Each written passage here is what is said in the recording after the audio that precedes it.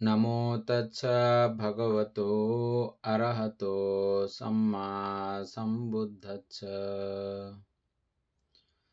জগৎপূজ্য মহাকারুণিক তথাগত সম্যক সম্বুদ্ধ শ্রীচরণে কৃতজ্ঞ প্রণাম নিবেদন করে প্রজ্ঞাপারমিতে অংশগ্রহণকারী সকল উপাসক উপাসিকাগণের নিরোগ দীর্ঘায়ু সুখী জীবন তথা জ্ঞান বিমণ্ডিত জীবন কামনায় শুরু করতে চলেছি আজকের মহাপরিনির্বাণ সূত্র আলোচনা ক্লাস। সাধু সাধু সাধু। দর্শক, আমাদের পেজ নাম্বার কত?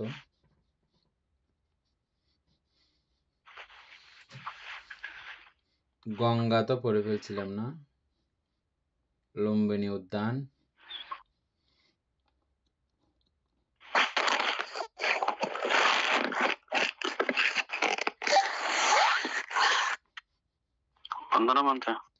মঙ্গল।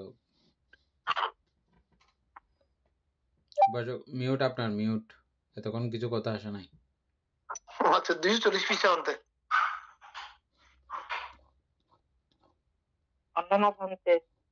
মঙ্গলক।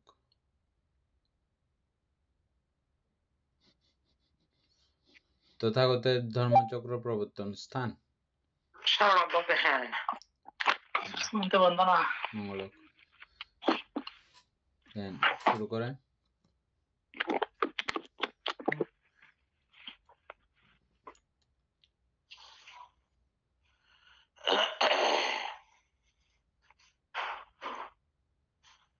তথাগতের ধর্মচক্র প্রবর্তন স্থান সারনাথ। ইহা বেনারস রেলওয়ে স্টেশন হইতে মাত্র 7 মাইল ব্যবধান। ইহার প্রাচীন নাম ঋষিপতন মৃগদায়। ঋষি অর্থাৎ প্রত্যেক বুদ্ধগণ গন্ধমাদন পর্বত হইতে আকাশপথে আসিয়া তথায় অবতরণ করেন।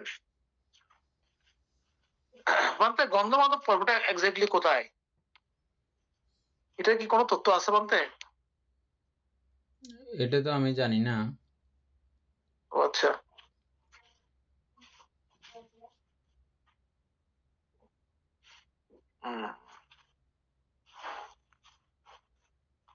আচ্ছা, ঋষিদের পতন স্থান বলিয়া ঋষিপতন, হত্যার জন্য আনিত মৃগদিগকে তথায় ছাড়িয়ে দিয়েছিলেন বলিয়া মৃগদায়।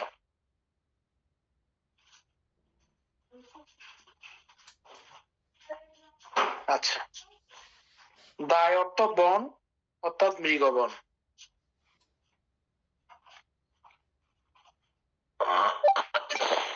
দায়। আচ্ছা, বন্ধুরা মানতে মঙ্গল।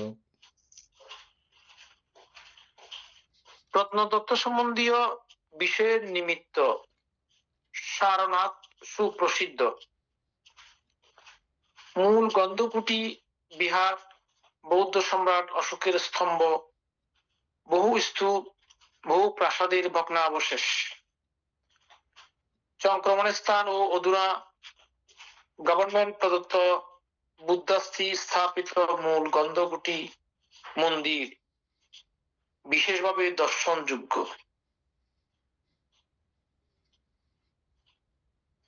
তার মধ্যে মূল গন্ধকুটিটাও ওই জায়গায় আছে মনে নাকি? মূল গন্ধকুটি তো সব জায়গাতেই আছে। আমরা বুদ্ধগয়ার যেটা এটাকে তো মূল গন্ধকুটি বলি। বুদ্ধ যেখানে যেখানে রাত্রি যাপন করেছেন, আচ্ছা, সবগুলোই মূল গন্ধকুটির।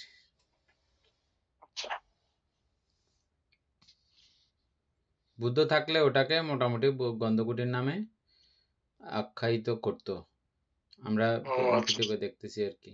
এখনো তো আমরা যে বিহারগুলো বানাই, যেটা বুদ্ধের রুম, এটাকে গন্ধকুটির বলে। আমরা আমাদের দেশে না বললেও শ্রীলঙ্কাতে কিন্তু বলে গন্ধকুটি। তবে আমাদের ইয়ার মধ্যে পাঁচরি একটা গন্ধকুটি বিহার আছে, ডাইরেক্ট সরাসরি। বিহারের নাম গন্ধকুটি বিহার।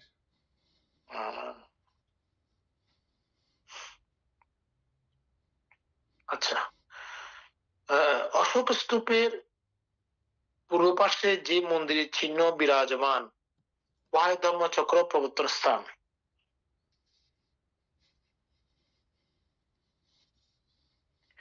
সম্মুখ সম্বুদ্ধগণের এই স্থানই প্রথম ধর্ম প্রচার স্থান।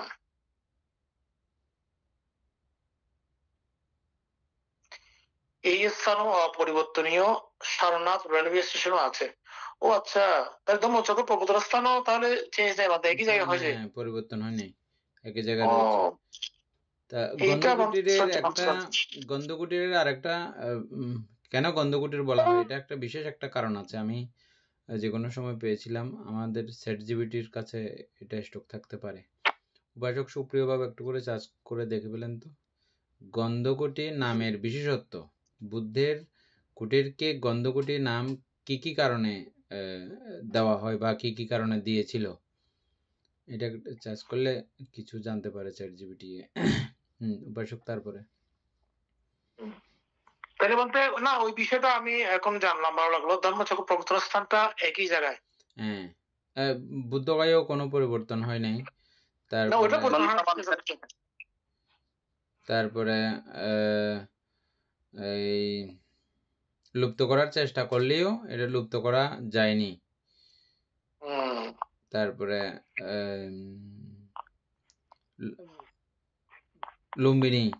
লুম্বিনীর জায়গাটাও কোনো পরিবর্তন করা সম্ভব হয়নি, ওটাও সেম জায়গা ইয়া করা হয়েছে।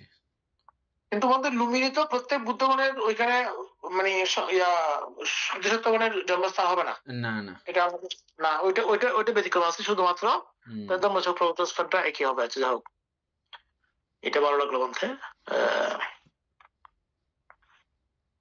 আচ্ছা, তাহলে এটা শেষ। কুশিনারা, এই স্থানে ভগবান মহাপরিনির্বাণ প্রাপ্ত হন। সমুদ্র নামক পরিব্রাজক ভগবানের ধর্মে দীক্ষিত হইয়া অরহত ফল প্রাপ্ত হন। তিনি ভগবানের শেষ সাক্ষাৎ শিষ্য মহাসুদর্শন রাজার রাজত্বকালে ইহা কুশাবতী নামে মহা সমৃদ্ধিশালী রাজধানী ছিল। ভগবানের পরিনির্বাণের পর মল্লরাজগণ ভগবানের দেহাবশেষের অষ্টমাংশের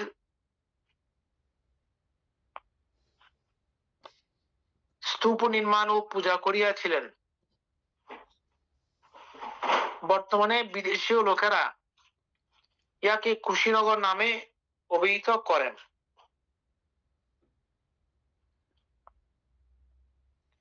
স্থানীয় লোকেরা মাতা কুমার নামে পরিচয় দিয়ে থাকেন।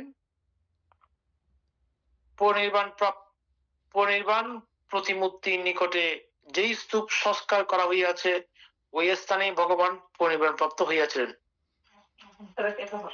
যা কত খ্রিস্টাব্দ? 240 খ্রিস্টা বলছে মনে হয়। হ্যাঁ,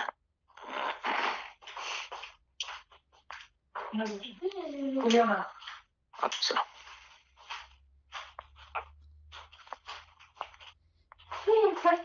এখানে দুইটা কারণ দিছে গন্ধকুটির বলার। বলেন তো। বলতেছে বুদ্ধের আবাসস্থানকে গন্ধকুটি বলা হয় এর আক্ষরিক এবং প্রতীকী উভয় কারণে। আক্ষরিক কারণ সুগন্ধি ব্যবহারের জন্য। পালি বিবরণ অনুসারে কুটি অর্থ হলো আবাস বা অবস্থান এবং গন্ধ অর্থ হলো সুগন্ধ বা সুবাস। বুদ্ধ যে কুটিরে অবস্থান করতেন সেটিকে নিয়মিত সুগন্ধি দ্রব্য, চন্দন, ধূপ এবং ফুল দিয়ে সুবাসিত রাখা হতো। ভিক্ষু এবং গৃহী উপাসক উপাসিকারা যখন বুদ্ধের কাছে আসতেন তখন তারা শ্রদ্ধার নিদর্শন স্বরূপ সেখানে সুগন্ধি লেপন করতেন বা সুগন্ধি ফুল দিয়ে সাজিয়ে রাখতেন। এই কারণে বুদ্ধের ব্যক্তিগত বাসস্থানটি সবসময় সুগন্ধে মম করত, তাই এটি গন্ধকুটি নামে পরিচিত হয়। দ্বিতীয় প্রতীকী কারণ ধর্মের সুবাস। আবাসনটিকে গন্ধকুটি বলার পেছনে আরো গভীর প্রতীকী অর্থ রয়েছে।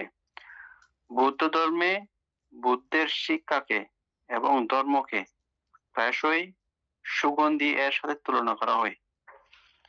সাধারণ জাগতিক সুগন্ধি যেমন বাতাসের বিপরীতে যেতে পারে না, কিন্তু শীল ও ধর্মের সুগন্ধ সব দিক থেকে এবং সবকিছুর ঊর্ধ্বে তার পবিত্র প্রভাব বিস্তার করতে পারে। বুদ্ধের উপস্থিতি এবং তার ধর্মোপদেশের স্থানটি ছিল সেই পবিত্র স্থানের প্রতীক, যেখান থেকে তার পবিত্রতা ও জ্ঞানের সুবাস চারিদিকে ছড়িয়ে পড়ত। সুতরাং বুদ্ধের আবাসস্থান কেবল একটি কুটির ছিল না, এটি ছিল একটি স্থান যেখানে তার শারীরিক উপস্থিতির কারণে সুগন্ধি ব্যবহার হতো এবং তার ধর্মের পবিত্র সুবাস বিকশিত হতো। এভাবে দিছে যেমন ও আর একটা কথা আসে নাই, আরগুলো আসছে মোটামুটি। আরেকটা হচ্ছে যে দেবগণ মনুষ্যলোকে আসলে মূলত তাদের দিব্য সুবাস, দিব্য দেহ এগুলো প্রতীয়মান হতো না।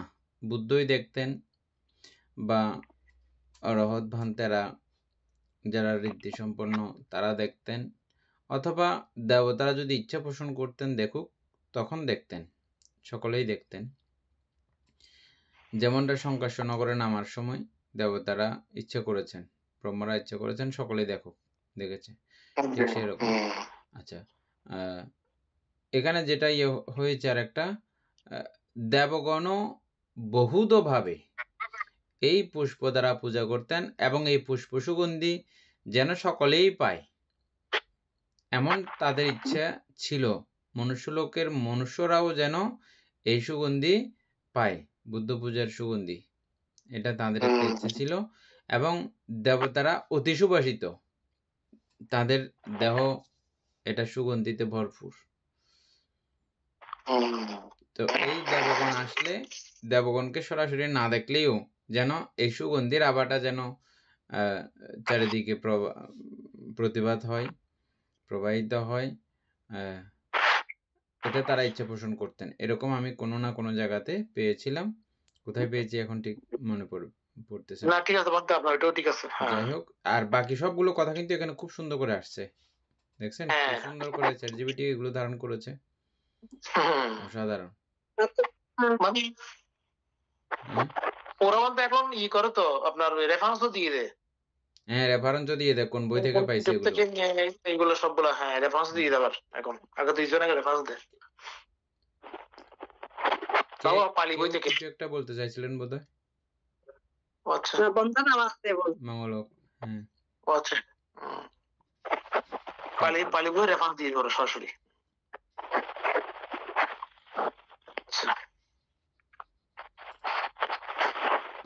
পরিনির্বাণ প্রতিমূর্তির নিকটে যেই স্তূপ সংস্কার করা হইয়াছে, ওই স্থানে ভগবান পরিনির্বাণ প্রাপ্ত হইয়াছিলেন। তথায় বহু স্তূপ ও বহু প্রাসাদের ভগ্নাবশেষ বিদ্যমান রহিয়াছে। ওগুলো কি এখনো আছে? আছে আছে। আচ্ছা,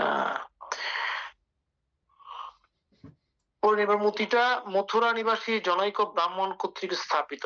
ওটা তো আমি দেখছিলাম, কিন্তু ওই ভগ্নাবশেষটা তো খেয়াল করলাম না। এগুলা ভগ্নাবশেষ না, এখন তো এটাকে সংস্কার করে সুন্দর করে রাখছে। হ্যাঁ, আচ্ছা। তাম্রলিপিতে আছে, ব্রাহ্মণ ভগবান পূজা করিতে আসিয়া তাহার সাক্ষাৎ পান নাই। ব্রাহ্মণ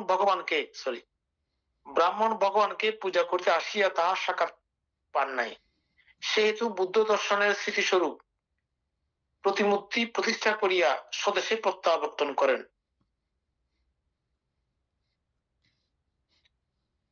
কোন ব্রাহ্মণ? মথুরা নিবাসী জনৈক ব্রাহ্মণ। আচ্ছা আচ্ছা, সম্রাট অশোক বিরাট স্তূপটি নির্মাণ করাইয়াছিলেন। এটা হচ্ছে যে তামার লিপি যখন ছিল, তাম্রলিপিতে, হ্যাঁ, তখনকার আমলের। বর্তমান রামবার গ্রামে ভগবানের দাহস্থান দৃষ্ট হয়। তথায় বহু ভগ্ন চৈত্যাদি বিদ্যমান আছে। BNNW রেলওয়ের তহসিল দাওয়ারিয়া ও গোরক্ষপুর স্টেশন হইতে যথাক্রমে 18 ও 25 মাইল দূরে কুশিনারা অবস্থিত। আচ্ছা, রামগ্রাম, এখানকার কুলিগণ বুদ্ধশ্রীর অষ্টমাংশ নিয়া স্তূপ নির্মাণ ও পূজা করিয়াছিলেন। ইয়া গোরক্ষপুরের পশ্চিমে গড়গড়া ও রাপ্তি নদীর মধ্যস্থলে অবস্থিত। ইহার বর্তমান নাম রামনগর। বেটদ্বীপ তথাকার ব্রাহ্মণ রাজা চতুরঙ্গিনী সেনা সহ কুশিনারায় আসিয়া ভগবানের দেহাবশেষের অষ্টমাংশ মহাসমারোহে স্বীয় রাজ্যে লইয়া গিয়া স্তূপ রচনা করত পূজা করিয়াছিলেন। অল্প কপ্প তথাকার বুলয় ক্ষত্রিয়গণ কুশিনারায় সসৈন্যে আসিয়া ভগবানের দেহাবশেষের অষ্টমাংশ মহাসমারোহে নিয়া স্তূপ নির্মাণ করত পূজা করিয়াছিলেন। পিপ্পলিবন, এই স্থানে মৌর্যগণ সসৈন্যে কুশিনারায় আসিয়া ভগবানের দেহাবশেষ না পাইয়া শ্মশান হইতে অঙ্গারাবশেষ নিয়ে স্তূপ নির্মাণ করত পূজা করিয়াছিলেন।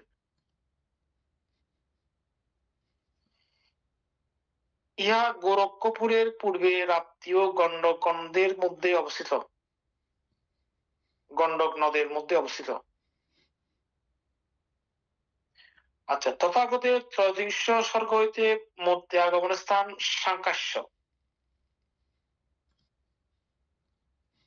ভগবান যমবৃদ্ধি প্রদর্শন পূর্বক ত্রয়োদশ স্বর্গে গমন করেন।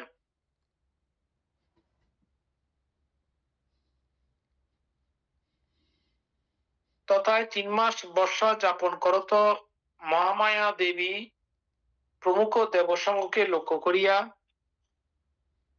অভিধর্ম দেশনা করেন। 3 মাসান্তে অভিধর্ম দেশনা শেষ করিয়া পৃথিবীতে আসিবার অভিপ্রায় দেবরাজকে জ্ঞাপন করিলে তিনি তখন দেবরাজ ইন্দ্রের আদেশে বিশ্বকর্মা উপাসক সুপ্রিয় বাবু, যমক ঋদ্ধি মধ্যে কি কি বিশেষত্ব ছিল এবং কাকে উপলক্ষ করে যমক ঋদ্ধি প্রদর্শন করেছিলেন, এটা একটু চার্জ করে দেখেন তো। হ্যাঁ, যখন প্রশ্ন করছেন এখানে যমঋদ্ধিটা কি ইয়ে থেকে নামার সময় করছিলেন নাকি এটা অন্য জায়গায় করছিলেন? যাওয়ার আগে, সরি, হ্যাঁ, যাওয়ার আগে। আচ্ছা আচ্ছা, তারপরে আসার সময়ও এটা যদিও বা বুদ্ধ স্বাভাবিকভাবেই নামতেছেন, কিন্তু এটা আমাদের দৃষ্টিকোণ থেকে ঋদ্ধিময় ব্যাপারও বটে। কেন ওই অবস্থা থেকে, দিব্য অবস্থা থেকে সরাসরি এরকম করে আসার বা এরকম উড়ন্ত অবস্থায়, সিঁড়িগুলো তো ওই রকম সিঁড়ি না, দেবগণ এরকম সিঁড়ি দিয়ে নামতেছেন, ওগুলো তো ঋদ্ধিজাত ব্যাপার, ওটাও ঋদ্ধিই ছিল। যদিও বা হ্যাঁ, আমরা মানুষরা দেখেছে যে এটা সিঁড়ি দিয়ে নামতেছে। হ্যাঁ। তারপরে আচ্ছা, দেবপুত্র দৈব শক্তি প্রভাবে সাংকাশ্যনগরের পুরোদ্বার পর্যন্ত 3খানি সোপান রচনা করেন। তন্মধ্যে মধ্য সোপান মণিবর্ণ, ডান দিকের সোপান স্বর্ণবর্ণ, বাম দিকের সোপান রৌপ্যবর্ণ ছিল। আচ্ছা, যখন মণি সোপান দিয়া ভগবান অবতরণ করিতেছিলেন তখন সম্মুখে পঞ্চশিখ গন্ধর্ব পুত্র বীণা বাদন করিতেছিলেন ও মহাব্রহ্মা শ্বেতছত্র ধারণ করেন। স্বর্ণ সোপান দিয়া মহাব্রহ্মগণ, রৌপ্য সোপান দিয়া দেবগণ শোভাযাত্রা করিয়া পৃথিবীতে অবতরণ করিয়াছিলেন। যমক ঋদ্ধি এটা এভাবে লিখছে এখানে, যমক ঋদ্ধি হলো বৌদ্ধ ধর্মে বুদ্ধ কর্তৃক প্রদর্শিত একটি অলৌকিক ক্ষমতা বা আশ্চর্য শক্তি, যা সবচেয়ে গুরুত্বপূর্ণ এবং শক্তিশালী অলৌকিক ঘটনাগুলির মধ্যে অন্যতম। এটিকে মহান অলৌকিক শক্তি হিসেবে গণ্য করা হয়। যমক অর্থ হলো যুগল বা জোড়া এবং পটিহারীয় এর অর্থ হলো অলৌকিক ঘটনা। এই রীতির মাধ্যমে বুদ্ধ একই সঙ্গে জোড়ায় জোড়ায় বা যুগল রূপে বিপরীতমুখী অলৌকিক ঘটনা ঘটিয়েছিলেন। যমকৃদ্ধির স্বরূপ ও প্রদর্শনী। এই রীতিতে বুদ্ধ একই সঙ্গে তার শরীর থেকে বিপরীতধর্মী শক্তি প্রকাশ করেন। শরীরের উপরের অর্ধভাগ থেকে আগুন বা তেজ বের হয় এবং নিচের অর্ধভাগ থেকে জল বা আপও বের হয়। একই সময়ে তার শরীরের ডান দিক থেকে আগুন বের হয় এবং বাম দিক থেকে জল বের হয়। এই জল ও আগুন একে অপরের সঙ্গে মেশে না, বরং একে অপরের উল্টো দিকে প্রবাহিত হতে থাকে। পাশাপাশি এই শক্তিগুলি একে অপরের সঙ্গে স্থান পরিবর্তন করতে পারে, ডান থেকে বামে এবং বাম থেকে ডানে। এই অলৌকিক ক্ষমতা প্রদর্শনের সময় বুদ্ধ একই সঙ্গে সহস্রাধিক রূপে নিজেকে প্রকাশ করে ধর্মোপদেশও দিতে পারতেন। তাৎপর্য গুরুত্ব। অন্যান্য ক্ষমতা। বুদ্ধ ঐতিহ্য অনুসারে বুদ্ধ তার জীবনে মাত্র একবার এই অলৌকিক ক্ষমতা প্রদর্শন করেছিলেন। এটি এমন এক ক্ষমতা যা অন্য কোনো সাধারণ সাধক, অরহত বা দেবতা অর্জন করতে পারে না। কেবল একজন সম্যক সম্বুদ্ধই এর রীতি অর্জন করতে সক্ষম হন। উদ্দেশ্য। এটি প্রধানত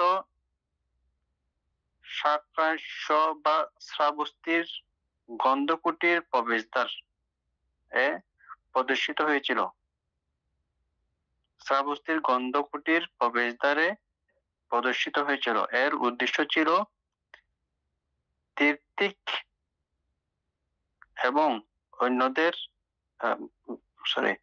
এবং তাদের শিষ্যদের চ্যালেঞ্জের উত্তর দেওয়া এবং তাদের প্রতি বুদ্ধের শ্রেষ্ঠত্ব প্রতিষ্ঠা করা। এটা আমি আবার বলতেছি। এটি প্রধানত শ্রাবস্তির গন্ধকুটির প্রবেশদ্বারে প্রদর্শিত হয়েছিল। এর উদ্দেশ্য ছিল তীর্থিক, অন্য ধর্মতের গুরু এবং তাদের শিষ্যদের চ্যালেঞ্জের উত্তর দেওয়া এবং তাদের প্রতি বুদ্ধের শ্রেষ্ঠত্ব প্রতিষ্ঠা করা। যমকৃদ্ধি তাই বুদ্ধের অতুলনীয় প্রজ্ঞা ও শক্তির প্রতীক এবং তার শিক্ষার সত্যতা প্রমাণের একটি চূড়ান্ত মাধ্যম। এতটুকুই দিছে এখানে। যাই হোক, খুব সুন্দর করে দিয়েছে। আরো কিছু ব্যাপার আছে। এটা বিশেষ একটা কারণে করেছিলেন, ওই কারণটা পাচ্ছি না। মানে এটা এই যমক প্রতিহার্য এমনিতেই এটা করে নাই, এটাতে একটা কারণ ছিল। আর বুদ্ধগণের কারণ একটাই, এটার কারণে যখন বুঝেন যে কারো ধর্ম লাভ করার ব্যাপার রয়েছে এই বিষয়টাকে কেন্দ্র করে, তখন বুদ্ধ এই জাতীয় ব্যাপারগুলো করেছেন। আচ্ছা, যাই হোক, তারপরে একটা সিরিয়া তো মনে বানতে তৈরি করছিল, তারপরে 300 স্বর্গ থেকে শঙ্করনগর থেকে 3টা সিঁড়ি, একটা না এটা পড়ছি তো আমরা এখন। এটা বললাম তো একটু আগে, 3টা সিঁড়ি। ওই মণিবর্ণ যেটা আছে ওটা দিয়ে বুদ্ধ নেমেছিলেন। স্বর্ণবর্ণ আর একটা রূপবর্ণ, 3টা সিঁড়ি তো।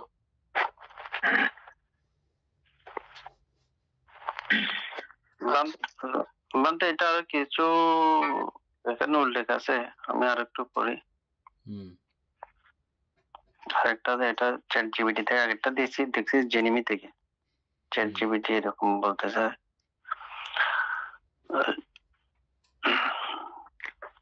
প্রেক্ষাপট হচ্ছে বুদ্ধ যখন শ্রাবস্তি নগরে অবস্থান করছিলেন তখন কিছু অহংকারী তীর্থিক বা অন্য ধর্মের শিক্ষক নিজেদের অলৌকিক শক্তি প্রদর্শন করে জনপ্রিয়তা অর্জনের চেষ্টা করেছিল। তারা ভাবলো যদি বুদ্ধ অলৌকিক শক্তি দেখাতে না পারেন তবে তারা মানুষকে বোঝাবে যে বুদ্ধ প্রকৃত জ্ঞানী নন। 2. অনুরোধ ও বুদ্ধের প্রতিক্রিয়া। রাজা প্রসেনজিৎ ও অনেক ভক্ত বুদ্ধকে অনুরোধ করেন যেন তিনি তীর্থিকদের অহংকার ভেঙে দেন। বুদ্ধ প্রথমে বললেন, অলৌকিক প্রদর্শন আমার ধর্মের মূল নয়। আমি অলৌকিক শক্তি নয়, প্রজ্ঞা ও করুণার শিক্ষা দিই। আমি অলৌকিক শক্তি নয়, প্রজ্ঞা ও করুণার শিক্ষা দিই। কিন্তু পরে যখন তিনি বুঝলেন যে মানুষের মনে সংশয় দূর করা এবং ধর্মের শ্রদ্ধা প্রতিষ্ঠা করার প্রয়োজন, তখন তিনি যমকৃতি প্রদর্শন করতে সম্মত হন। যমকৃতির অর্থ, যমক মানে যুগল বা দ্বৈত। এই অলৌকিক প্রদর্শনে বুদ্ধ একই সঙ্গে শরীর থেকে আগুন ও জল নির্গত করেন। শরীরের একদিক থেকে জ্বলন্ত অগ্নিশিখা বের হয়, অপর দিক থেকে শীতল জলের দ্বারা প্রবাহিত হয়। এই দুঃশক্তি একে অপরের সঙ্গে মিশে না গিয়ে সমান্তরালে চলে। এছাড়াও বলা হয় তিনি এক দেহ থেকে বহু দেহে রূপান্তরিত হন, আকাশে বিচরণ করেন, নেমে আসেন। এক কথায় তার ঋদ্ধি শক্তির পূর্ণ প্রকাশ ঘটে।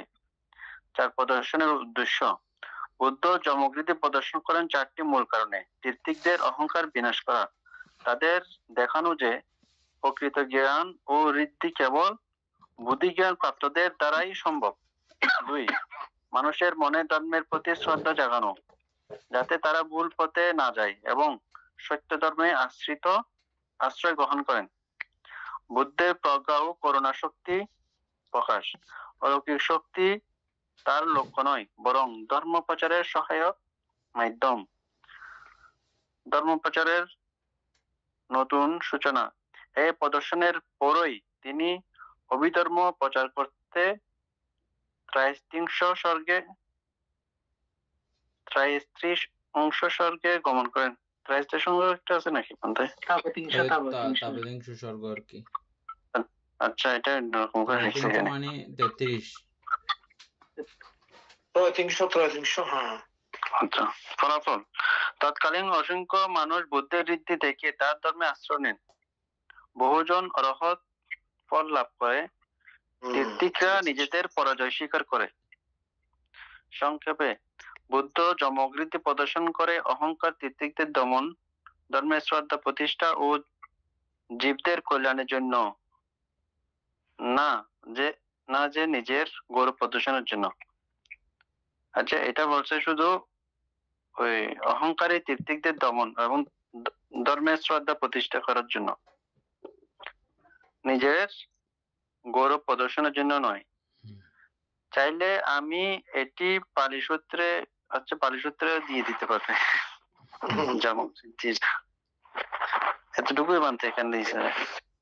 ঠিক আছে, আমাদের এটা আপনি যেটা বলছিলেন মতো সেটাই আসছে ক্লিয়ার। বুদ্ধগণ এমনিতে দেন না, হ্যাঁ করেন এগুলো। হ্যাঁ ঠিক আছে। তো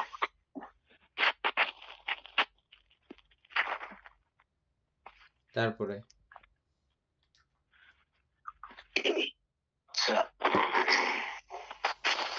যখন মনীষগণ দিয়া ভগবান অবতরণ করিতেছিলেন, তখন সম্মুখে পঞ্চশিখ গন্ধর্ব পুত্র বীণা বাদন করিতেছিলেন ও মহাব্রহ্মা শ্বেত ছত্র ধারণ করেন। স্বর্ণ সোপান দিয়া মহাব্রহ্মাগণ রূপ পুষ্পন দিয়া দেবগণ শোভাযাত্রা করিতে পৃথিবীতে অবতরণ করিয়াছিলেন। সম্মুখ সম্বুদ্ধগণের দেবলোক হইতে নাইবার আর দ্বিতীয় স্থান নাই। আচ্ছা,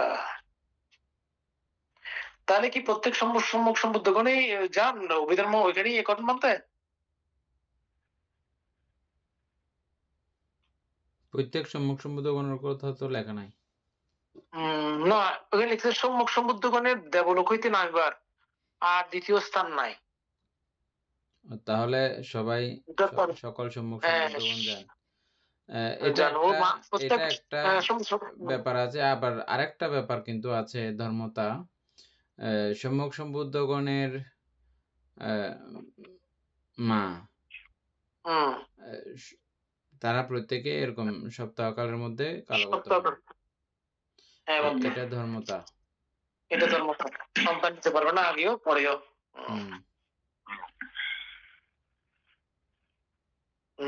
তাহলে মনে হয় ঠিক আছে বলতে এরকম। তাহলে আচ্ছা এই স্থানও হ্যাঁ তো সেই দৃষ্টিকোণ থেকে ধর্মদান করার, মাকে ধর্মদান করার ব্যাপার তো থাকবে। তবে এটা যে মাতৃঋণ শোধ করা ওরকম ব্যাপার না। অরহত হইলে তাদের আর কোনো ঋণ থাকে না, এটা আমরা বলি ঋণ মুক্ত, ঋণ মুক্ত,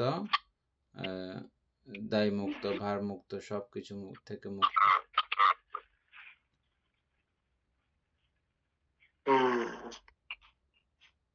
তথাপিও কর্তব্যের খাতিরে এবং জগৎবাসী সবাই যেন মাতৃ ভক্তিপরায়ণ হয়, পিতৃভক্তিপরায়ণ হয়, মাতার প্রতি দায়িত্বশীল হয়, পিতার প্রতি দায়িত্বশীল হয়, সেজন্য ভগবান বুদ্ধ এই মাতৃদায়িত্ব পিতৃদায়িত্ব এভাবেই তিনি পালন করেছেন। পিতাকে অন্তিম সময়েও তিনি এসে অরহত্ত মার্গফলে প্রতিষ্ঠাপিত করিয়েছিলেন। প্রথমবার মনে হয় শ্রোতাপত্তি সুকৃতগামী প্রথম দেখাতে, প্রথম যখন আসছিলেন আর কি কপিলাবস্তুতে, শেষ সময়ে যখন মারা যাচ্ছিলেন রাজা শুদ্ধোধন, তখন এসে এই শোয়া অবস্থায়, মানে একেবারে শেষ অবস্থা আর কি, তখন করেছেন, তখন অরহত হয়েছেন। এই জন্য কোনো গালাগাল নাই। ঠিকঠাক মতো যদি এই বিষয়গুলো বুঝিয়ে দেওয়া যায়, দেখেন তখন কি আর উঠে বসে ধ্যান করার কোনো সময় আছে? ধ্যান করেছিলেন আর শুধু কথাগুলো শুনছে, যে কথাগুলো শুনে কাজ হয়ে গেছে। ঠিক অভিধর্ম এমন একটা বিষয়, এগুলো শুনতে শুনতেই আপনার এই চিত্ত জগৎ এভাবে পরিবর্তন ঘটে, এবং এটা ধ্যান করার শামিল। অভিধর্ম চর্চাটা ধ্যান করারই শামিল। অনেক সময় আপনি 10, 15, 20 বছর ধ্যান করে যা পাবেন না, যতটুকু জ্ঞান বর্ধিত আপনার হবে না, ততটুকু এই গ্রন্থ বা এই শাস্ত্র চর্চার মধ্য দিয়ে তার থেকেও বেশি সুফল হয়েছে বলে বহু অভিধার্মিক পণ্ডিতগণের অভিমত। বুঝছেন? তো এটা আমি বলছি যে মানে আমরা এটার জন্য যেন আরো বেশি মানে স্বতঃস্ফূর্ততা হয়। আমরা এই মহাপরিনির্বাণ সূত্র পড়ে এত আনন্দ পাওয়ার কারণ কি? অভিধর্ম চর্চারই কারণে।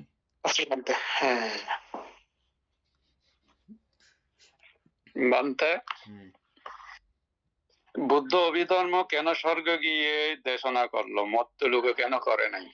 মত্ত লোকে করেছে সারিপুত্র ভান থেকে। আর অভিধর্ম মত্ত লোকে করে নাই বললে এটা আবার ঠিক না কথাটা। মানে যেমন হচ্ছে যে সূত্র পিটকের মধ্যে যে যে কথাগুলো পাচ্ছেন, এগুলো অভিধর্ম পিটকের বাইরে নাকি কথাগুলো? সব তো মিস আছে। হ্যাঁ, ওখানে ছোট একটা বিষয়কে বুঝিয়েছেন, ওটা বুঝাইতে গিয়ে মানে পুরো সূত্রের বিশাল একটা কাহিনী একটা গল্প সংযুক্ত করে তারপরে বুদ্ধ এটা বলেছেন। তো খণ্ডিত অংশে, কিন্তু অভিধর্ম এটা পুরো পূর্ণাঙ্গ ব্যাপার, পরিপূর্ণ পূর্ণাঙ্গ একটা ব্যাপার। যেমন আপনি আমাদের এই অভিধর্ম অর্থ সংগ্রহ করে যতগুলো বিষয় আমরা জেনেছি, পুরো সূত্রপিটক পড়লে আপনি এগুলো জানতেন যে, বুঝছেন? তো এটা পুরো একসঙ্গে এক সহযোগে এখানে এট এ টাইম আছে। এখানে কোনো ওরকম কোনো কি পাই নাই আমরা, কোনো গল্প আকারে কোনো ব্যাপার আমরা পাইছি একদম পুরো গল্প ছাড়া। এক দৃষ্টিকোণ থেকে এটা নিরস রসহীন, আবার আরেক দৃষ্টিকোণ থেকে এটা রসে ভরপুর, টইটুম্বর পুরা, যেন যত পড়ি তত রস। তবে এটার জন্য মহা শ্রদ্ধায় প্রসাদিত থাকলে তখনই এই রস লাভ করা যায়। একটুও যদি অগৌরব থাকে তাহলে এই রস পানে ব্যর্থ হয়ে যাইতে হবে, এই রস পাওয়া যাবে না। হ্যাঁ বন্ধু। তারপরে আচ্ছা, সম্মুখ সমুদ্রগণের দেবলোকতে নাইবার আর দ্বিতীয় স্থান নাই, এই স্থান ও অপরিবর্তনীয়। সাকেত, নামান্তর অযোধ্যা বা বিশাখা, ইহা বর্তমান ফৈজাবাদ জেলার অন্তপাতি সরজ্যোতিরস্থ সুপ্রসিদ্ধ নগর মহাবর্ষিকা বিশাখার পিতা অঙ্গদেশ হইতে আসিয়া এইখানেই বাস করিয়াছিলেন। কৌশাম্বী, বুদ্ধের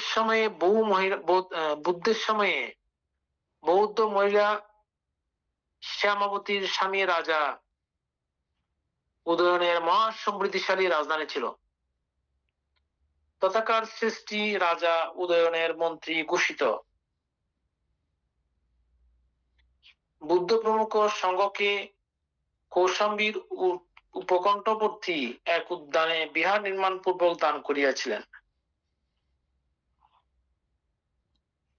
তথায় সহস্র ভিক্ষু অবস্থান করিতেন, তাহা ঘোষিতারাম নামে পরিচিত। উদয়ন ভগবানের জীবদ্দশায় রক্তচন্দন কাষ্ঠ দ্বারা তার এক মূর্তি গঠন করাইয়াছিলেন। এটা ভগবানের জীবদ্দশায়, বুঝছেন? রক্তচন্দন কাষ্ঠ বলতে বুঝলাম না, জানি এই যে এখানে আছে তো ফ্রান্সের মধ্যে, এটা চন্দন কাষ্ঠ না? হ্যাঁ, রক্তচন্দন আর কি, একদম রক্তের মতো লাল কতগুলো চন্দন আছে না? আচ্ছা,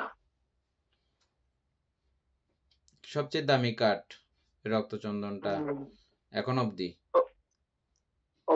ওগুলো ইন্ডিয়াতে বেশি বানতেন। হ্যাঁ, ইন্ডিয়াতেও আছে। ফ্রান্সের মধ্যে বিবিধ মহাধনী ফ্রান্সিস যারা আছে তারা এগুলো বিভিন্ন ইন্ডিয়াতে এগুলো দিয়ে খাট পালং বানান বা চেয়ার আদি বানান। ওখানে বসলে আপনার সুগন্ধি দ্রব্য মাখতে হয় না, অটোমেটিক সুগন্ধি আর কি, একদম লাল এগুলো। হ্যাঁ, এটা অটোমেটিক সুগন্ধি নির্গত করে একদম,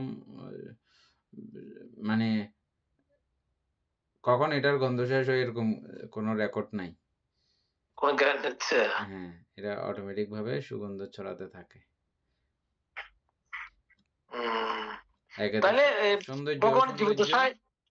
সৌন্দর্য আবার সুগন্ধিও সুগন্ধি।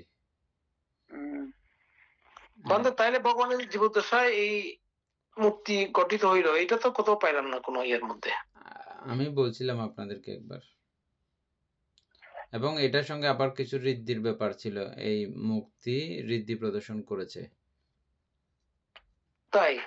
হ্যাঁ, এটা এখানে আসবে কিনা জানি না, তারপরে পরে আপনি একটু বলবেন। বুদ্ধ যখন এসেছিলেন, তবে এখানে রাজা উদয়নের কথা বলা হচ্ছে, তবে আমার ঠিক রাজার কথা মনে নাই, আমার রাজা প্রসেনজিতের কথা মনে পড়তেছে। তো তবে হ্যাঁ, রাজা প্রসেনজিতের কথা আমি শুনছিলাম কোন একটা দেশের মধ্যে। তো তিনি যখন বুদ্ধকে যখন 3 মাস পূজা করতে পারেন নাই, সেটা বোধহয় এই স্বর্গে ছিলেন যখন, তখনের ঘটনা। তিনি তখন বুদ্ধ পূজা করার জন্য এই বুদ্ধ মুক্তি স্থাপন করেছেন। তারপরে ওই মুক্তিটা বিশ্বকর্মা বানিয়েছিল, এবং তখনও এটা চন্দন কাষ্ঠের, এটা ঠিক আছে, চন্দন কাষ্ঠ সেখানেও উল্লেখ ছিল, চন্দন কাঠের মুক্তি, রক্তচন্দন। এটা বিশ্বকর্মা বানিয়েছে, মানুষের বেশ ধরে কারিগর সেজে এসে ইয়ে করেছিলেন, বানিয়েছিলেন। মনের কথা বুঝতে পেরে করছিলেন আর কি।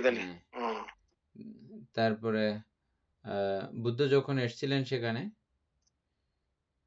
তখন এই মূর্তি দাঁড়িয়েছিল মানুষের মতো। তারপরে আবার বসতে বলছে, বুদ্ধ ইশারা করছে, তারপর বসছে মানুষের মতো। এই মানে মুক্তিতে এরকম একটা ব্যাপার তৈরি হয়েছে। তো সেটার কোনো ভালো রেকর্ড নাই। তারপরে কিছু কিছু গ্রন্থে এরকম করে লেখা হচ্ছে যে এটা যেহেতু দেবতা দ্বারা বানিত, হ্যাঁ, গাছের হইলেও যেহেতু দেবতা বানিয়েছেন, তো সেখানে দিব্য কিছু কার্যক্রম এর ব্যাপার আছে। সেটা ছাড়াও বুদ্ধ শক্তির একটা ব্যাপার রয়েছে। আর বুদ্ধ গুণের কথা তো চিন্তা করে শেষ করা যায় না। এটা কোনো বর্তমান কোনো বিজ্ঞানের সঙ্গে সহমতের কোনো ব্যাপার কোনো কিছু নাই। সুপ্রভাষার ঘটনাগুলোকে কেন্দ্র করেও, সুপ্রভাষা না সুপ্রিয়া পুরো মাংস পায়ে থেকে মাংস দান করে ফেলছে যে ক্ষত জায়গা, এরকম এমন কোনো ঘটনা যেটা বুদ্ধকে দেখার সঙ্গে সঙ্গে বুদ্ধের প্রতি শ্রদ্ধা উৎপন্ন করার সঙ্গে সঙ্গে ভালো হয়ে যাবে। এই জন্য বলা হচ্ছে বুদ্ধগুণ অচিন্তনীয়, এটা কেউ চিন্তা করে শেষ করতে পারবে না। এবং কিছুক্ষণ আগে আমরা পড়েছি কি ঋদ্ধির মধ্যে বুদ্ধের সমকক্ষ ঋদ্ধি দেব এবং ব্রহ্মলোকে, দেব এবং ব্রহ্মলোকে, মনুষ্যলোকের কথা বাত, দেব এবং ব্রহ্মলোকের মধ্যেও বুদ্ধের সমান ঋদ্ধি কারো নাই। এবং এই যমক প্রতিহজ্জার বেলায়ও এটা এত আকর্ষণীয় কেন? কারণ এই ঋদ্ধি কোনো দেব বা ব্রহ্ম কেউ এমনটা করতে পারবে না, এটা অসম্ভব। দেবতারাও ঋদ্ধি সম্পন্ন যদিও বা, কিন্তু হইলেও এরকম তোর পারবেন না। এবং কোনো কোনো শাস্ত্রে উল্লেখ আছে যে মুদ্গলায়ন ভান্তের মতো ঋদ্ধি প্রদর্শন করা দেব ব্রহ্মার পক্ষে সম্ভব। এটার বিশেষ কিছু কারণ রয়েছে কেন পারেন না। কারণ দেবতারা ঋদ্ধি প্রদর্শন করলেও এটা তো ঋদ্ধিময়, তাদের কামনার রয়েছে, কামনার ব্যাপার রয়েছে। যদিও বা ঋদ্ধি উৎপন্ন করার জন্য নিষ্কাম চিত্তের অধিকারী হতে হয়, এই এক দৃষ্টিকোণ থেকে নিষ্কাম ঠিক আছে, কিন্তু আমরা দেখতেছি যে পঞ্চবিজ্ঞা লাভ করলে উনি সমূলে একদম গোড়া ছিন্ন করে তিনি মুক্ত প্রমুক্ত না, ওনার কাছে অবিদ্যা তৃষ্ণা বিদ্যমান রয়েছে। কিন্তু এই ঋদ্ধি যতক্ষণ থাকবে ততক্ষণ এটা নির্মল থাকতে হয়, পঞ্চ কামছন্দ আর কি, কামছন্দ আদি পঞ্চনিবরণ মুক্ত থাকতে হয়, তখনই এই ঋদ্ধি প্রকাশ করতে পারেন, উৎপন্ন করতে পারেন। এটা হচ্ছে যে সাধারণের বেলায়। তো সেই সাধারণের মধ্যে দেবতারাও সাধারণ, ব্রহ্মরাও সাধারণ, সাধারণ মানে পৃথকজন আর কি। আর অরহৎগণের মধ্যে কেন শ্রেষ্ঠ হয়? তারা পৃথকজন না, সেজন্য। আর এই পৃথকজনের মধ্যে অরহৎ বুদ্ধ শিষ্য অরহৎগণের মধ্যে বুদ্ধের পরবর্তীতে যিনি ঋদ্ধি করতে পারেন তিনি হচ্ছেন মুদ্গলায়ন ভান্তে। মুদ্গলায়ন ভান্তের মতো মানে দেব ব্রহ্মলোকে নাই বলা হচ্ছে, বুদ্ধের সমান তো দূরেই থাক, মুদ্গলায়ন ভান্তের মতো নাই। সেটা আমাদের ওই যে একটা নাগরাজকে দমন করেছিলেন যে মুদ্গলায়ন ভান্তে, ওই নাগরাজের কাহিনীতে অনেক কথাগুলো আসছে এরকম। নাগরাজা জানে না যে ওনার মতো ঋদ্ধি শক্তি দেবতারা পরাভূত ওনার কাছে, ব্রহ্মারাও পরাভূত এই ঋদ্ধির বিষয়ে, তো এটা নাগরাজা জানতো না। আচ্ছা যাই হোক, সেদিকে যাচ্ছে। তারপরে আচ্ছা, আয়ান সাং বলেন তিনি ওই মূর্তি দেখিয়েছিলেন। এলাহাবাদের নিকটবর্তী যমুনা তীরস্থ প্রাচীন নগর, বর্তমানে তা কুসুম নামক গ্রামে পরিণত হইয়াছে। চম্পা প্রাচীন অঙ্গরাজ্যের রাজধানী। ওই চন্দন কাষ্ঠের মূর্তিটা এখনো অবধি আছে বলা হচ্ছে, বুঝছেন? এটা এখনো অবধি আছে এবং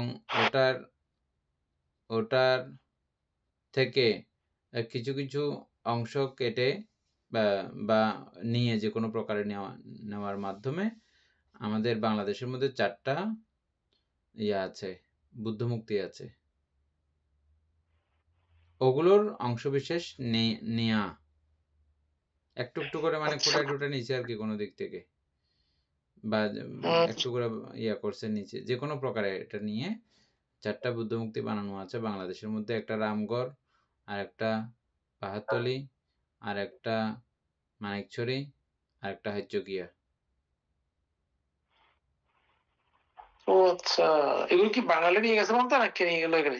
না, এগুলো ওখান থেকে কোনো একজন ভান্তে ওখানকার ওই বুদ্ধ মুক্তির ওই ধাতব খণ্ড হিসাবে ব্যবহার করে এগুলো বানিয়েছিল, এবং তিনি চেয়েছিলেন এখানে অন্তত বছরে একবার মেলা হবে, ওই মেলা উপলক্ষে কিছু ধর্ম আচার হবে, হ্যাঁ, তারপরে বুদ্ধ প্রচার আর কি, বুদ্ধ গুণকীর্তন।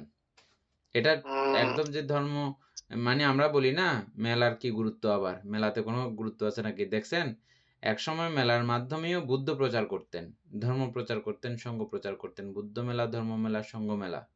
এটার মাধ্যমে ভিক্ষুদেরকে মানুষ দেখতে পায়, বুদ্ধ পূজার মাধ্যমে, বুদ্ধ গুণকীর্তন হওয়ার মাধ্যমে বুদ্ধ নামটা প্রবাসিত হয়। আর এটা হতে গিয়ে হাজারো মানুষ এটা দেখলো, তো কারো না কারো হঠাৎ করে এই বুদ্ধ প্রেরণা তৈরি হবে। এই বুদ্ধ ঠিক মেলারও আছে। গুরুত্ব আছে। আমরা যে অনুষ্ঠানগুলো করি না, আমরা অনেক সময়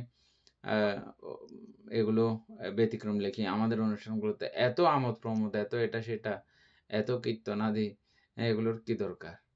হ্যাঁ, কিন্তু এগুলো জানলে তখন এইটাও যে প্রয়োজন আছে, সবাই যে সবকিছু ওই পর্যন্ত পারবে তেমন না। কেউ কেউ বুদ্ধকে শুধুমাত্র মোম দিয়ে পূজা করেও ও পুণ্যকর্ম করবে, ওর থেকে বেশি পাওয়ার ক্ষমতা ওদের নাই। কেউ কেউ ফুল দিয়ে, কেউ কেউ বুদ্ধকে একবেলা বন্দনা করে, কেউ কেউ 2 বেলা বন্দনা করে, কেউ কেউ পঞ্চশীল পালন করে। সবার যে সব ক্ষমতা থাকবে এমন না, প্রত্যেকে যার যার স্কেল অনুযায়ী সে করবে। এমনও ব্যক্তি আছে সারা জীবন আর কিছু করবে না, ওই দিন শুধু একটা আনুষ্ঠানিকতা উপলক্ষে যে একটু করে বুদ্ধকে নামামি করলো, ওটাও কম কি। একেবারে কিছুই সারা জীবনে না করার চেয়ে একদিন বুদ্ধকে এভাবে বন্দনা করা, পূজা করা, আনুষ্ঠানিকভাবে হলেও শীল গ্রহণ করা, এটাও মন্দ নয়, খারাপ নয়।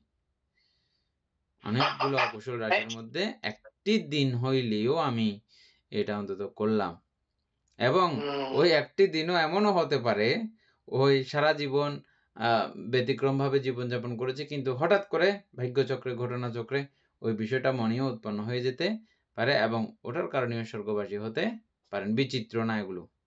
হতে পারে, হতে পারে। হ্যাঁ,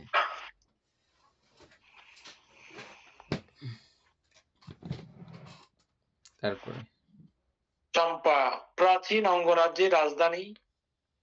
মহারাজ দ্বিসম্পত্তির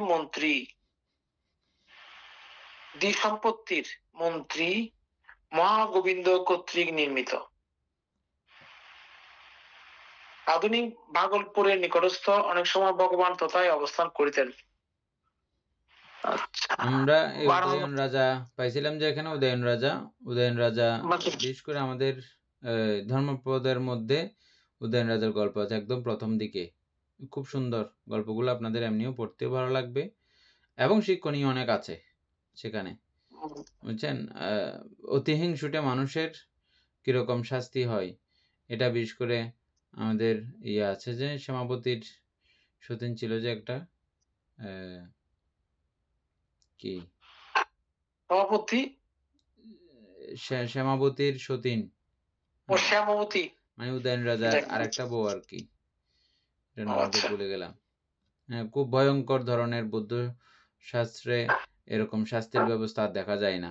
এর দূর গলা পর্যন্ত ওকেও গাড়াইছে, ওর আত্মীয় স্বজন যারা আছে ওদেরকেও গাড়াইছে, 5 নাঙ্গলের ইয়া দিয়ে, 5 নাঙ্গল না 3 নাঙ্গল দিয়ে, গরু দিয়ে টেনে টেনে সবগুলোকে একদম হাল চাষ করছে, যে কি নিদারুণ মৃত্যু। মানে একজনে অপরাধ করছে, একজনের অপরাধের ফলে পুরো সমস্ত জ্ঞাতিবৃন্দকে এনে এভাবে নাঙ্গল দিয়ে কাটাইছে। রাজা উদয়ন করছে এটা। বেশি ভয়ঙ্কর। এটা আপনারা ওই গল্পগুলো পড়লে পাবেন। তারপর নিয়ে আবার এই কাজও করছে, আবার বিহারও করছে না। রাজারা তো রাজার ধর্ম পালন করে, এবং রাজারা অনেক সময় চটে গেলে, খেপে গেলে এরকম ভয়ঙ্কর ধরনের কাজ করে। বুদ্ধ সান্নিধ্য আসলে তখনের ঘটনা আলাদা। আর বুদ্ধ সান্নিধ্য আসলেও যতক্ষণ পর্যন্ত ওই শ্রোতাপত্তি মার্গে পৌঁছবে না, ওনার দ্বারাই হত্যা হবে না এমন বলা যাবে না। শ্রোতাপত্তি মার্গ লাভ করলে, ফল লাভ করলে, তখন তিনি গ্যারান্টি দিতে পারবেন আমি জীবনান্তেও আর হত্যা করব না।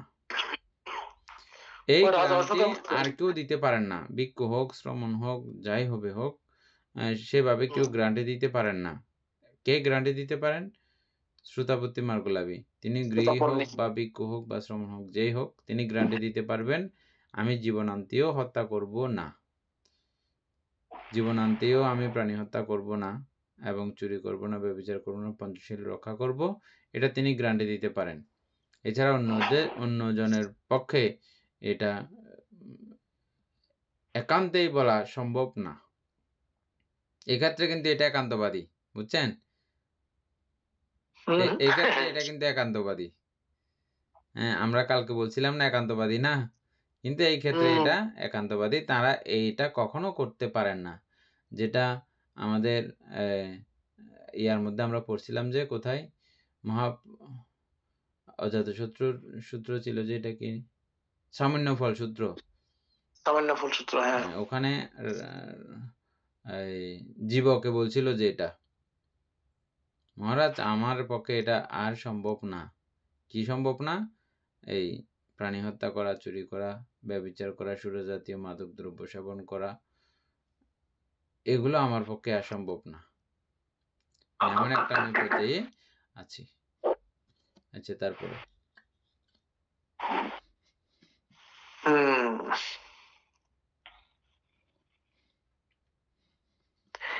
বারাণসী পশ্চিম কাশী রাজধানী, প্রাচীন কাশী রাজধানী মহারাজ দ্বিসম্পত্তির মন্ত্রী মহাগোবিন্দ কর্তৃক নির্মিত। মহাগোবিন্দ সূত্রে মহাব্রহ্মা কর্তৃক উক্ত হইয়াছে যে প্রাচীনকালে এই পৃথিবীতে দ্বিসম্পত্তি নামে এক রাজা ছিলেন। তার পুরোহিত ব্রাহ্মণ গোবিন্দে অভিষিক্ত হইয়া সর্বকার্য সম্পাদন করিতেন।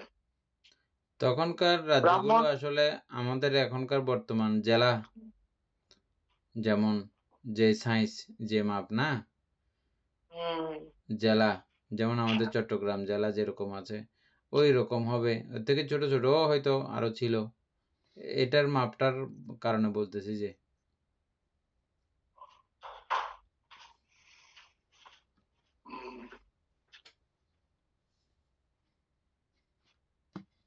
কারণ ভারতবর্ষের মধ্যে অনেকগুলো রাজা দেখতেছি আমরা, সমকালীন অনেকগুলো রাজা দেখতেছি। না, 12 বছর তখন তো আরো বড় ছিল না মধ্যে? হ্যাঁ, তখন তো বড় ছিল, ঠিক আছে। রাজ্যের অভাব নাই, রাজার অভাব নাই। তারপরে আচ্ছা, তাহা পুরোহিত ব্রাহ্মণ গোবিন্দে অভিষিক্ত হইয়া সর্বকার্য সম্পাদন করিতেন। ব্রাহ্মণ গোবিন্দের জ্যোতিপাল নামে এক মহাজ্ঞানী পুত্র ছিলেন। গোবিন্দের মৃত্যুর পর জ্যোতিপাল গোবিন্দে অভিষিক্ত হইয়া মহাগোবিন্দ বলিয়া খ্যাত হন। মহারাজ দ্বিসম্পত্তির মৃত্যুর পর যুবরাজ রেণু রাজ্যাভিষিক্ত হইয়া আপন 6 জন ভ্রাতাকে রাজ্য বিভাগ করিয়ে দিতে ব্রাহ্মণ মহাগোবিন্দকে আদেশ করেন। রাজার আদেশে ব্রাহ্মণ মহাগোবিন্দ উত্তর দিকে বিস্তৃত দক্ষিণে শকট মুখ সদৃশ্য এই মহাপৃথিবীকে 7 ভাগে বিভক্ত করেন। মহাপৃথিবীকে 7 ভাগে বিভক্ত করেন, এটি কি সত্য ঘটনা কি জানি না? বিভক্ত এমনি কারি ভাগে ইয়া করছে যে এরকম না তো, এমনি ভাগ করছে আর কি। ভাগ করতে ভাগ করে ফেলছে এরকম না, মানে ইয়া করছে মহাপৃথিবীকে 7 ভাগে। আচ্ছা আচ্ছা, ঠিক বুঝছি। হ্যাঁ হ্যাঁ, ভাগ করছে আর কি। জমিকে আমরা আইল দিয়ে ভাগ করি না যেরকম, হ্যাঁ, ওই জাতীয় ভাগ আর কি। আচ্ছা, তখনকার সপ্ত রাজার নাম। আচ্ছা, মহাগোবিন্দ সূত্রের মধ্যে এটা আছে। বারাণসীস্থ ঋষিপতন সারনাথে ভগবান বুদ্ধগণ প্রথম ধর্মচক্র প্রবর্তন করেন। ইহা অনাদিকাল হইতে ধর্মের প্রচার স্থান। বর্তমান যুক্তপ্রদেশের বিভাগ জেলা ও শহর। বেনারস জেলা গঙ্গার উভয় তীরে অবস্থিত অতি সুন্দর স্থান। আচ্ছা, রাজা। প্রাচীনকালে কাশী রাজার প্রধানা রাজ্ঞী একটা মাংসপিণ্ড প্রসব করিয়াছিলেন।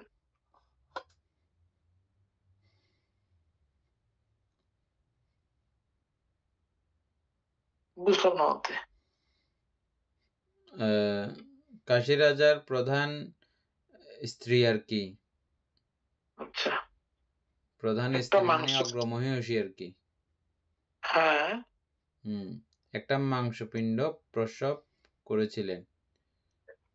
মহারানী, আচ্ছা পর দেখি, মহারানী অকীর্তি ভয়ে উহা পাত্রের মধ্যে রাখিয়া গঙ্গা স্রোতে বাসাইয়া দিয়াছিল।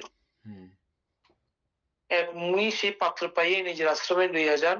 সেখানে উহা কিছুদিন থাকিলে দ্বিধাবিভক্ত একটি পরম সুন্দর কুমার ও একটি পরমা সুন্দরী কুমারীতে পরিণত হন।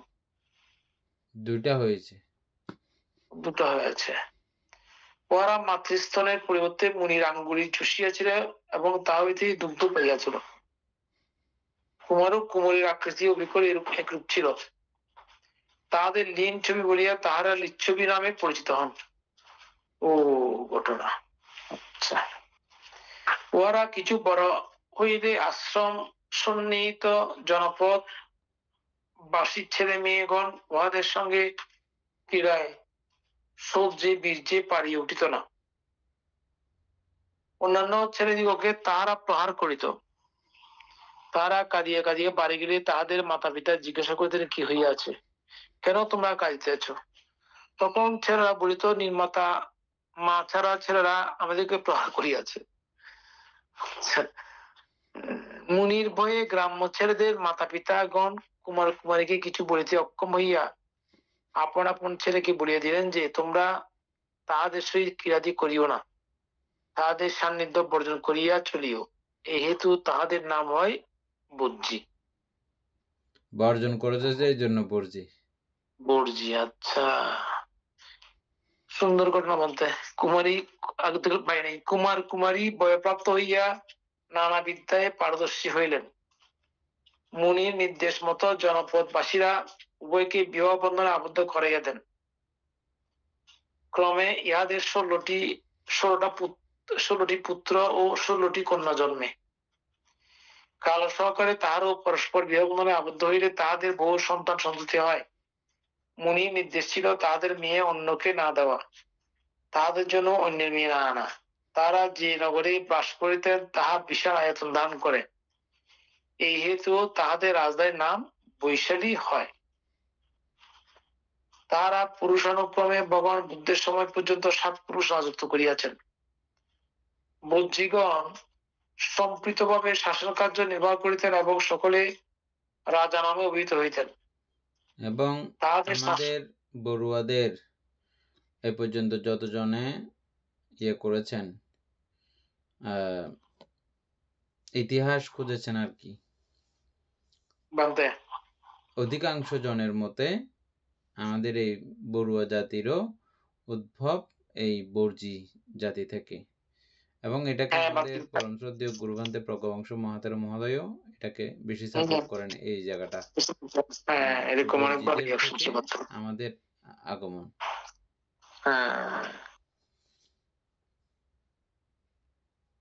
তারপরে আচ্ছা, বৌদ্ধগণ সম্পৃক্তভাবে শাসন কার্য নির্বাহ করিতেন এবং সকল রাজা অভিহিত হইতেন। তাহাদের শাসন প্রণালী কুলতন্ত্র ছিল। রাজকীয় ক্ষমতা ব্যক্তি বিশ্বের হস্তে থাকিত না। বৌদ্ধগণ অষ্টকুলে বিভক্ত ছিলেন। তীরভূমি, জনকপুর, বৈশালী, মতিহারি প্রভৃতি স্থানে তাহাদের রাজধানী ছিল। সূত্রের প্রথম অধ্যায় দেখুন। আমাদের শেষ। হ্যাঁ, আজকে দূরে থাক। সদ্ধর্মপ্রাণ প্রিয় উপাসক উপাসিকা বৃন্দ, এতক্ষণ যাবৎ আমরা মহাপরিনির্বাণ সূত্রের পরিশিষ্ট পড়েছি। তো এখানে প্রত্যেকটা বিষয় আসলে আমাদের খুবই প্রাণবন্ত করতেছে। এই জন্য আমরা আসলে লেখকের কাছে, লেখক ভান্তের কাছে অত্যন্ত কৃতজ্ঞতা প্রকাশ করছি এবং পুণ্যদান করছি ওনার যদি পুণ্যের প্রয়োজন হয়। পরিশেষে আমরা সকলেই এই পুণ্যের কাছে আমরা প্রার্থনা করব, নির্বাণ লাভ অবধি অসৎ ব্যক্তি মূর্খ ব্যক্তি পাপ মিত্রের সংসর্গ লাভ না করে সদা সর্বদা জ্ঞানদর্শী কল্যাণ মিত্রের সান্নিধ্য সংসর্গ লাভ করতে সক্ষম হই এবং আমাদের এই পুণ্যরাশি অনন্ত চক্রবাসী সত্যগণকে দান করছি, মাতা পিতা সহ গুরু ভান্তি দেবকেও দান করে আজকের মতো ক্লাস এখানে সমাপ্ত করছি। সাধু সাধু সাধু।